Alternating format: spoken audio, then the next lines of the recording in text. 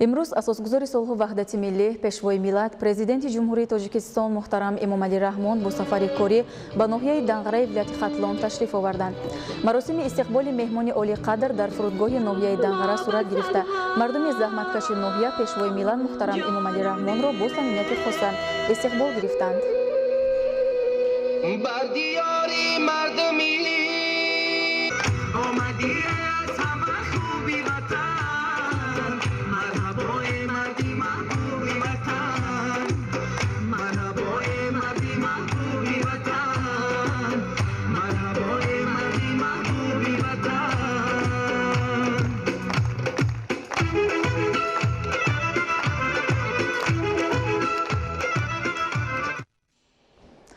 در ناحیه دنقره ولایت ختلان اساسگزار صلح و وحدت ملی پیشوای ملت پرزیدنت جمهوری تاجیکستان محترم امامعلی رحمان بینای نوی کالج طبی را مورد استفاده قرار دادند.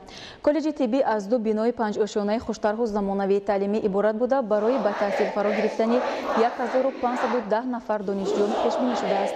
پرزیدنت مملکت ضمن بازدید به صفت کارهای ساختمانی و شرایط تحصیل در کالج طبی بهای بلند دادند. اطلاع داده شد که ساختمان بینای کالج طبی سال 2015 آغاز شده. فرمایشگر انشاءات مذکور دیرکسیون ساختمانی انشاءات حکومتی دستگاه اجرایی پرزیدنت جمهوری تاجیکستان می باشد. بینای اساسی کالج طبی دارای 42 صنفخانه تعلیمی از جمله صنفخانه‌های مورفولوژیا و فیزیولوژیای آدم، بیولوژیای طبی و شیمیا، زبان‌ها، جامعه شناسی، کامپیوتری و کاری و تکنیکی عبارت بوده. با موثرترین دستگاه و تجهیزات تعلیمی مجهز کرده شده است. در بینای دوم کالج طبی 31 صنفخانه از جمله صنفخانه‌های فیزیکا، انفرماتیکا، فارمالوژیا، جراحی و 38 حجره کاری موجود می باشد که جریان تحصیل در آنها طبق استانداردهای بین المللی صورت می گیرد. کالج طبی همچنین دارای کتابخانه الکترونی برای 70 جای، تالار خوانش با فراگیری 60 نفر دانشجوی و در آشیانه یکم مجلسگاه با 300 جای نشست می باشد. تالار ورزشی کالج طبی با 240 جای نشست دارای شرایط ارزنده مشق و تمرین بوده. آشخانه برای زیاده از 200 جای نشست در خدمت دانشجویان قرار دارد. برای دانشجویان در صنفخانه‌های کالج طبی ناحیه دنقره امکانیت‌های فراخ دانش اندوزی مهیا بوده. آنها با استفاده از شرایط ارزنده تعلیمی به حیث متخصصان ورزیده ساحه تندرستی به کمال خواهند رسید. دانشجویان با درک مسئولیت بلند از همکاری و توجه راهبریت دولت و حکومت جمهوری تاجیکستان بهر فراهم ساختن شرایط خوب تحصیل با افتخار و سرفرازی حضور خوشنودی کردند.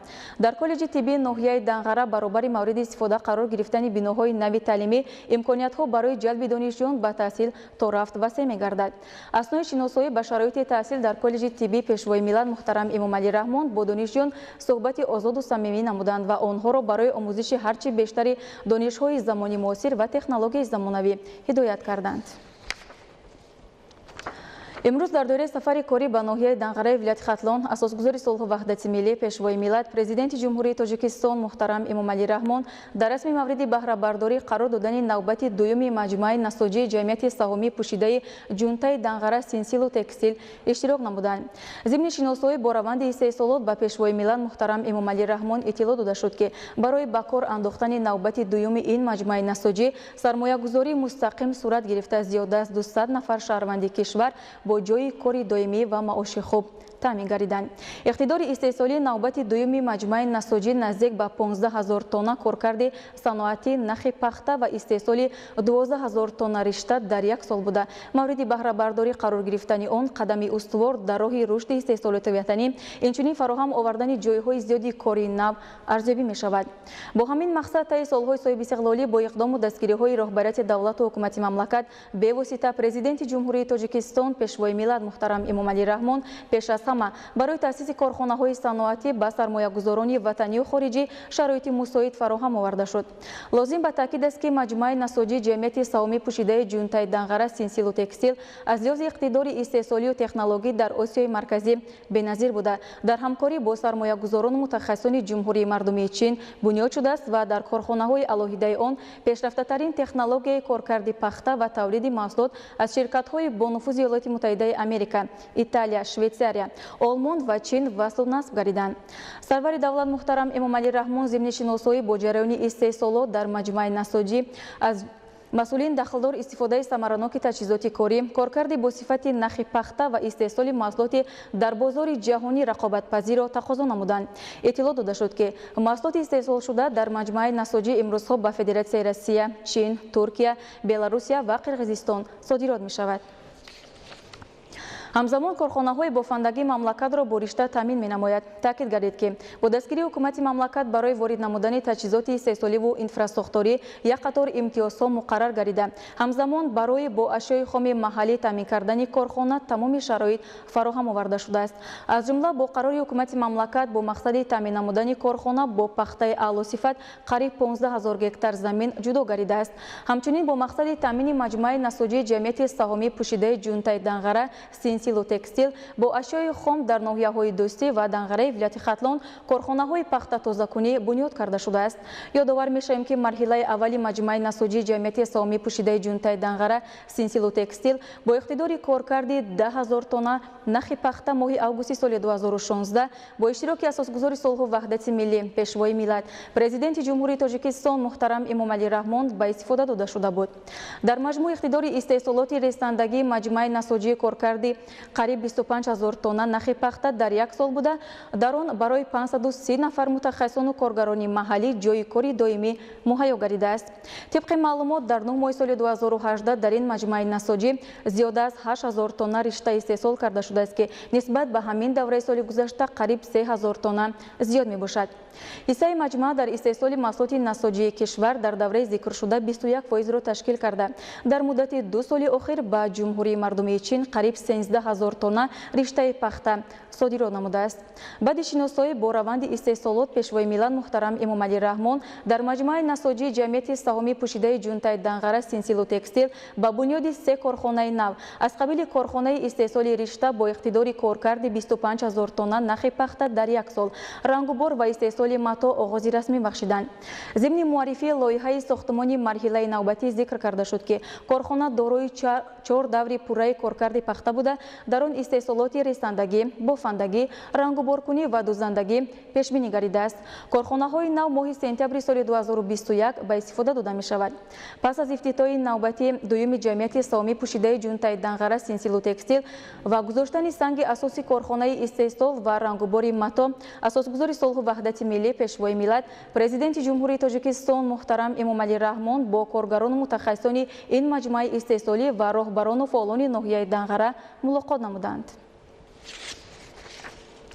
асосгузори Сулҳу ваҳдати миллӣ, пешвои миллат, президенти ҷумҳурии Тоҷикистон муҳтарам Эмомалӣ Раҳмон навбати аввали корхонаи ҷамъияти дорои масъулияташ маҳдуди Фармтексро мавриди баҳрабардорӣ қарор дода, бо фаъолияти он аз наздик шинос шуданд. корхонаи мазкур аз ҷониби соҳибкори маҳаллӣ бунёд шуда ба истеҳсоли маводҳои бандубасти тиббӣ, косметологӣ ва истифодаи гигиенаи шахсӣ машғул буда, дар маҷмӯъ 13 номгӯи маҳсулот истеҳсол менамояд. хатҳои истеҳсол ва дигар дастгоҳҳову таҷҳизоти корхона аз олмон дастрасу насб гардида имконият медиҳад, ки маҳсулот то ҳадди ниҳоӣ бо сифати баланд коркарду пешниҳоди харидорон карда шавад. дар ҷамъият ду навъи маҳсулот маводҳои басту банди тиббӣ ва истифодаи гигиенаи шахсӣ дар асоси коркарди саноати пахта истеҳсол гардида, тибқи таҳлили мутахассисон айни замон талабот ба чунин навъи маҳсулот дар бозори дохилу хориҷ зиёд аст. корхона дар як шабонарӯз имконият дорад, ки 2000 килограмм пахта коркар карда дар доираи стандартҳои ҷорӣ дар навбати аввал пахтаи гигроскопии сафедкардашударо омода намуда, сипас пахтаи тиббӣ, пахтаи стоматологӣ дар шакли тампон, салфеткаҳои пахтагиву докагӣ, пахта ва навъҳои гуногуни бинти тибби тамизшуда ва лейкопластер истеҳсол намояд. ҳамзамон барои истифодаи гигиенаи шахсӣ ва косметологӣ дар корхонаи истеҳсоли дискҳои пахтагӣ, чӯбчаҳои пахтагӣ, салфеткаҳои пахтагӣ ва инчунин аз омехтаи пахта ва маводҳои сунъӣ тавлиди дигар навъҳои маҳсулоти тиббӣ ба роҳ монда шудааст. корхонаи ҷамъияти дорои масъулияташ маҳдуди Фармтекс асосан пахтаи пассифатро коркард карда, бидуни истифодаи хлор тариқи технологияи муосир аз он пахтаи гигроскопӣ сафедкардашуда ва дигар номгӯи маҳсулоти тиббӣ омода менамояд. зимни шиносоӣ ба сарвари давлат иттилоъ доданд, ки корхонаи мазкур дар Осиёи марказӣ ягона буда, гузашта аз ин тавлиди ин навъи истеҳсолот дар кишвар роҳандозӣ нагардида буд. маводҳои бандубасти тиббӣ, косметологӣ ва истифодаи гигиенаи шахсӣ қаблан аз хориҷи кишвар ворид мегардид ва тибқи баҳогузори мутахассисони соҳа ба стандартҳои ҷории тиббӣ ҷавобгуна буд. Корхонаи Навтасис имконият дорад ки маҳсулоти бо сифати баланд ва ба саломатӣ безараро истеҳсол карда на танҳо маҳсулоти воридоти ивазкунанда, балки ба содирот нигаронидашударо ба бозорҳои дохиливу хориҷӣ пешниҳод намояд. Пас аз ифтитоҳи корхонаи нав воридоти ин номгӯи маҳсулот ба пуррагӣ аз хориҷи кишвар қатъ гардида, эҳтиёҷоти соҳаи тандурустӣ ва аҳолии мамлакат бо истифода аз иқтидори корхонаи ҷамъияти дорои масъулияташ маҳдуди Фармтекс қонеъ карда мешавад. Корхона дар асоси ашёи хуми маҳаллӣ пахта фаъолият намуда, дар марҳилаи аввал дар ҷамъияти дорои масъулияташ маҳдуди Фармтекс 80 нафар соҳиби ҷойи кори доимӣ ва маоши хуб гардид.